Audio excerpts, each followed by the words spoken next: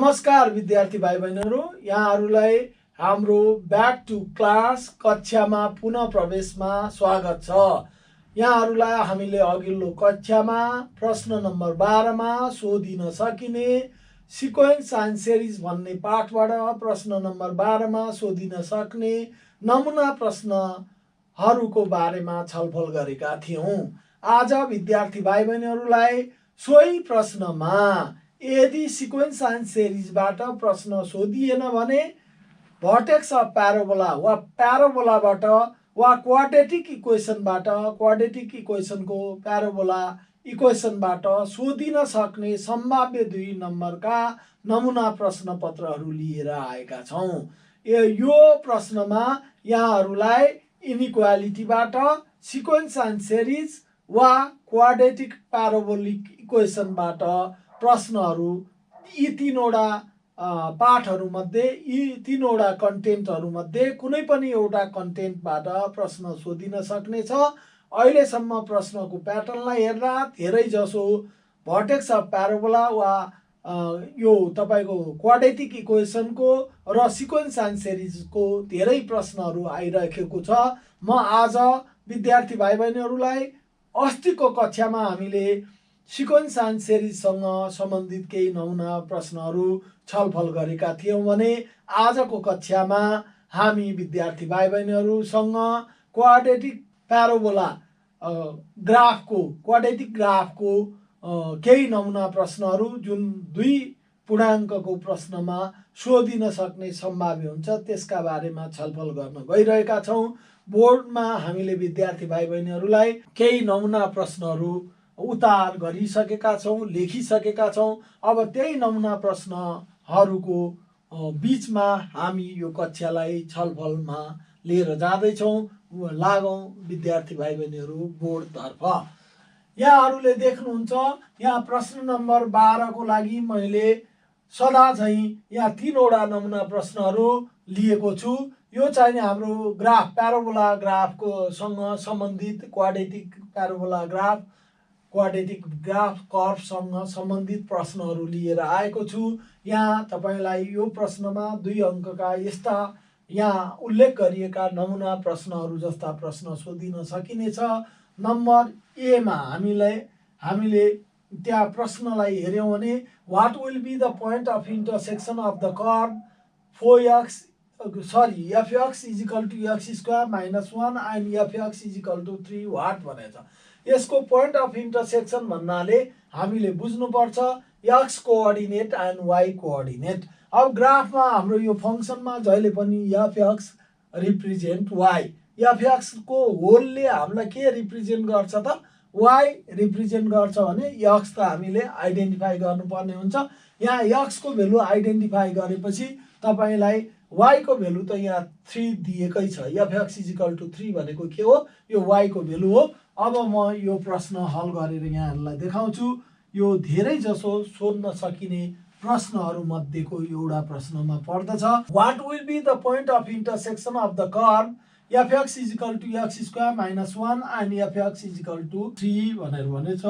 सोलुसनमा यहाँ हेर्नु त here given equation of curve given equation of curve is के छ fx is equal to x square minus 1 and fx is equal to 3 छ। अब यहाँ हेर्नु त यो इक्वेसनमा गिवन इक्वेसनमा put fx is equal to 3 into given equation of curve we get हेर्नु त हामीलाई इक्वेसन अफ कर्व के दिएको छ fx is equal to x square। अब यहाँ when we put fx is equal to 3 that is हामीले के गेट गर्छौं यहाँ 3 is equal to x square minus 1 और 3 plus 1 is equal to के भयो x square और x square is equal to के भयो 4 भयो और x is equal to के भयो प्लस अफ माइनस 2। यहाँहरूलाई थाहा नै छ बाई एस क्यू रुट गरेर हामीले यो भेटेको हो by S Q by S Q root. अब यहाँ के आयो त तपाईँको एक्स को भेल्यु आइदर +2 अर -2 आयो। यहाँ दुईटा भेल्यु आयो एक्स को। अब तपाईँको therefore the point of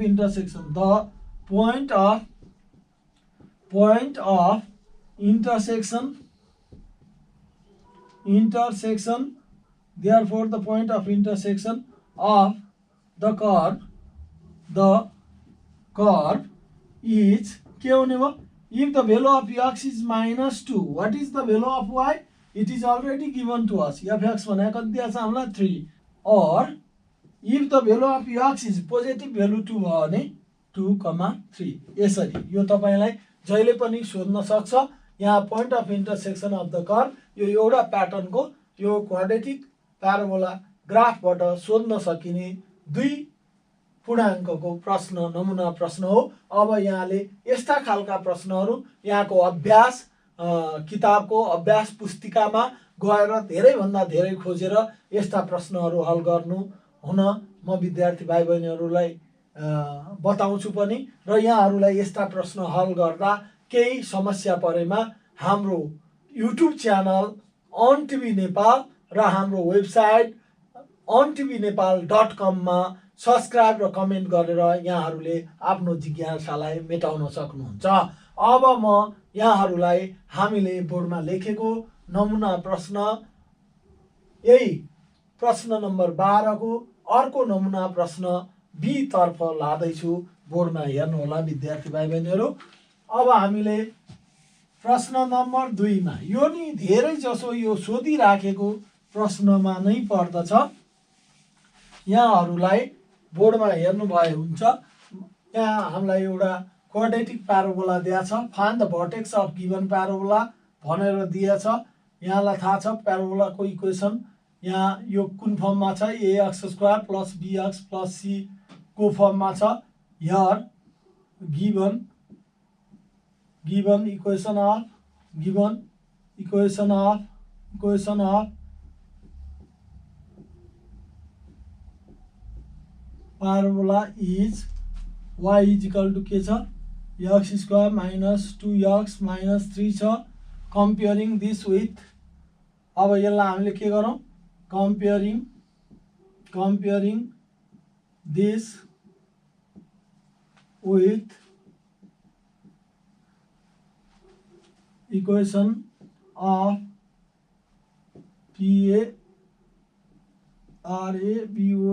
parabola y = ax² + bx + c we get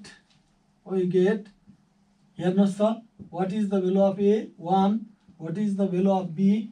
-2. What is the value of c? -3. As we know vertex of parabola vertex of parabola यहाँहरूलाई formula एकदम राम्रोसँग पढ्नुपर्ने हुन्छ। यदि फर्मुला आएन भने तपाईले हिसाब गर्न सक्नुहुन्न। As we know vertex of parabola is के हुन्छ जहिले नि -b/2a, 4ac - b²/4a। अब नाउ पहिला छुट्टै निकाल्नुस्। Now -b/2a, what will be the value of -b/2a? Minus, then after what is the value of b? -2 upon 2 into 1, that is 2 upon 2 = 1, and another 4ac - b² upon 4a. Now replace the value. अब तपाईले value राख्नुस् त 4 को 4 नै भयो, a को 1 छ, c को you have -3 - b -2 whole square upon 4 into 1। अब यसरी हेर्नुभयो भने यो कति भयो? 4 3 जा 12। यो माइनस साइन भयो र माइनसले प्रोडक्ट गर्यो।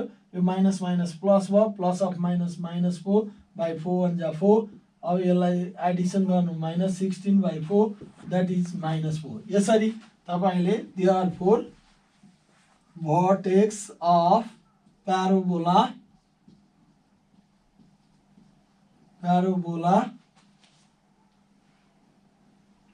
vertex of parabola what is क्या आयो? पहिलो के आयो तपाईसँग? 1। Vertex of parabola is 1, -4। यस्तो प्रश्न तपाईलाई प्राय यो प्रश्न नम्बर 12 मा धेरै सोधिरहन्छ। सिक्वेन्स एन्ड सिरिजबाट आएन भने यसबाट आउँछ।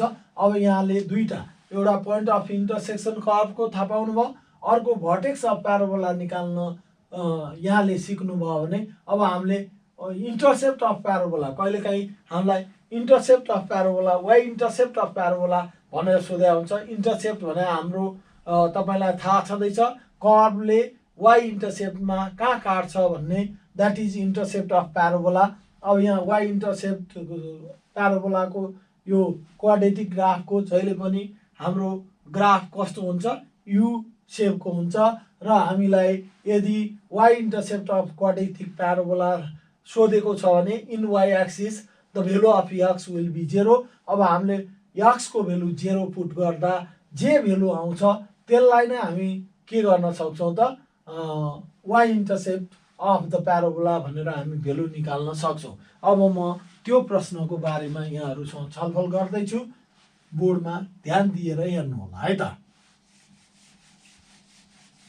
विद्यार्थी भाइ बहिनीहरू, यस्तै प्रकृतिका नमुना प्रश्न खोजेर यहाँहरूले अभ्यास गर्नुभयो भने धेरैभन्दा धेरै प्रश्नहरूको समाधान यहाँहरूले सजिलै पाउनुहुन्छ।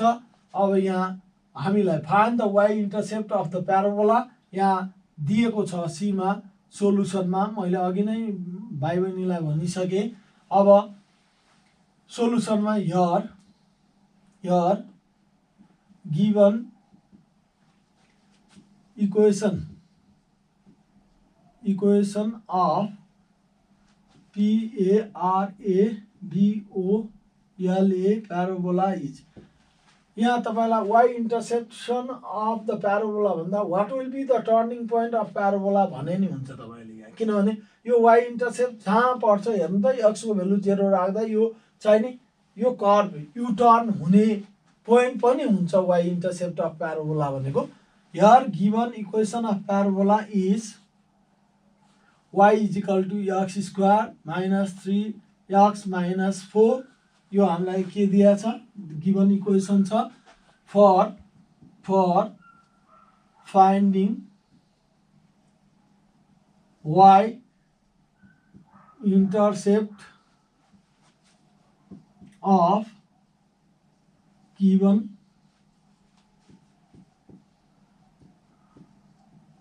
Parabola, put the value of x is equal to 0 in the given equation of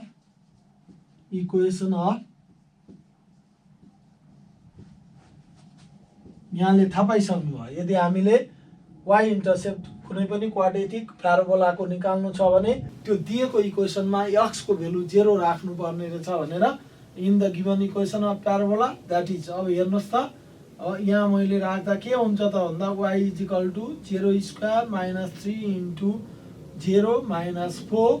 और अब यसमा वाइको भेल्यु कति आयो त, -4। Therefore the Y intercept of the given curve or given parabola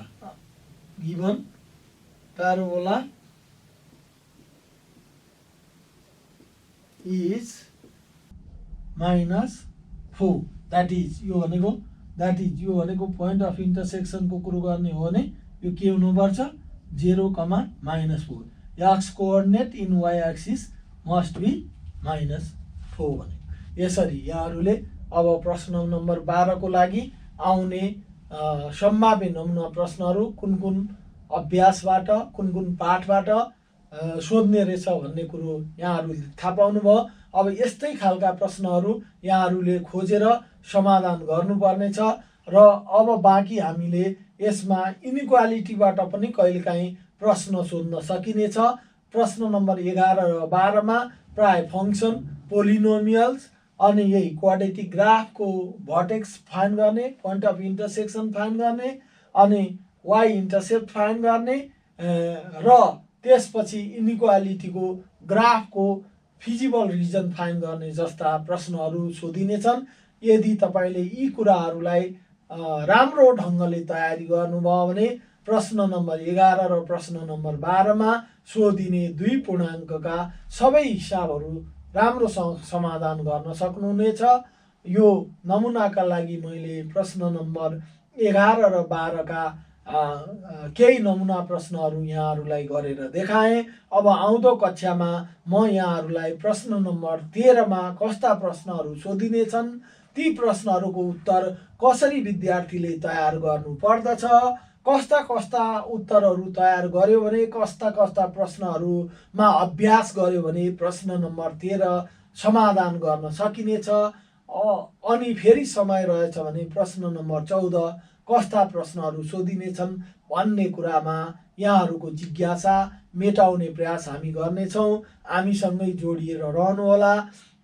यहाँहरूले हामीलाई एकदमै सजिलैसँग YouTube channel on TV Nepal र हाम्रो वेबसाइट ontvnepal.com मा सब्सक्राइब गरेर भेटाउन सक्नुहुनेछ र यहाँहरूको आजको कक्षामा यहाँहरूको नमुना प्रश्न पत्रको छलफलमा यहाँहरूले कुनै कुनामा केही अप्ठ्यारा भेट्नु भएको छ भने त्यो अप्ठ्यारा हामीलाई सजिलैसँग कमेन्ट मार्फत यहाँहरूले सोध्न सक्नुहुनेछ। आउँदा कक्षामा पहिला तपाईँहरूले सोध्नु भएको प्रश्नलाई हल गरेर त्यसमा समाधान दिएर मात्र अघिल्लो कक्षा हामी जानेछौँ भन्ने कुरा यहाँहरूलाई विश्वास दिलाउँदै आजको कक्षाबाट हामी बिदा हुन्छौँ। हस्त धन्यवाद, नमस्कार विद्यार्थी भाइ बहिनीहरू।